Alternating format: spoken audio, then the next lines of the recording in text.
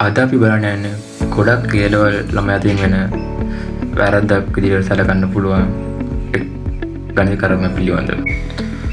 ගොඩක් ළමයි කරන වැරදි දේ තමයි දෙපැත්තම එක්ස්ට්‍රා දෙක දක්වූ පමණින්ම දෙක කපා දැමීමයි. මේ තව ගොඩක් අය කරන. නමුත් අපිට පෙනියන මෙතන x ගණන ලැබෙන බව සුළු කිරීම. x වැඩි කරාම x වර්ගයක් හම්බ වෙනවා. x වර්ගය x අගයකින් වැඩි කරාම x ගණනක් හම්බ වෙනවා. x ගණනක් කියන අපිට අනිවාර්ය උත්තර තුනක් ලැබෙන්න ඕනේ. නමුත් මේ කපා දැමීමෙන් අපිට ලැබෙන උත්තර දෙකක් පමණයි. අපි උත්තර දෙක බැලුවොත් x තන 1 x තන 3 සමාන වෙනවා. දැන් කැපී කියන්නේ සමාන 3ට. අන්තිමට අපිට එක ගාන නොලැබී යනවා. අපි ඒ පසු බලමු. x ගන්න එක වැඩි කරමු අපි x ධන 3. අපි මේ පැත්ත දා ගන්න පුළුවන්.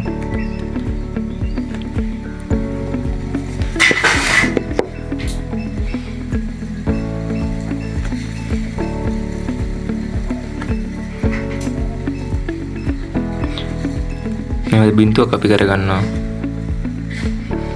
ඊට මේ තුනට ධන 3 කපී යනවා.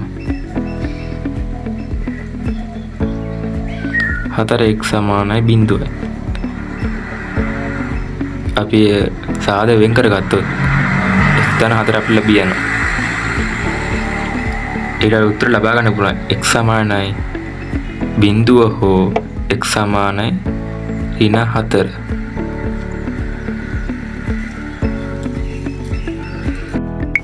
දැන් අපි බලමු නිවැරදි ක්‍රමය. නිවැරදි ක්‍රමය නම් මේ ඔක්කොම එක් පැත්තට ගැනීම.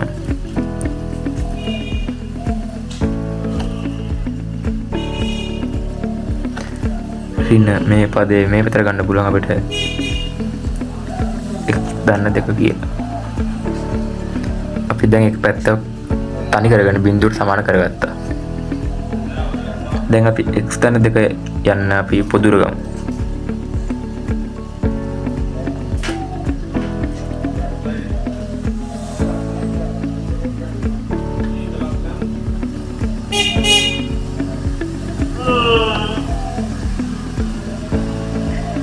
දැන් අපි ඒක දෙයක් කරගත්තා. හරි. දැන් තියෙන අපි මේ සුළු කරගන්න. අපිට ලැබෙනවා x වර්ගය ධන 4x ධන 3. මේ ඍණ 3 තියෙනවා. අපි හැම ලියාගමු. ධන 3 ඍණ 3 කපී යනවා. x ධන 2 වැඩි කිරීම. මෙතන අපි x කැප දුර ගමු. x ධන 4 සමානයි බිඳුවයි.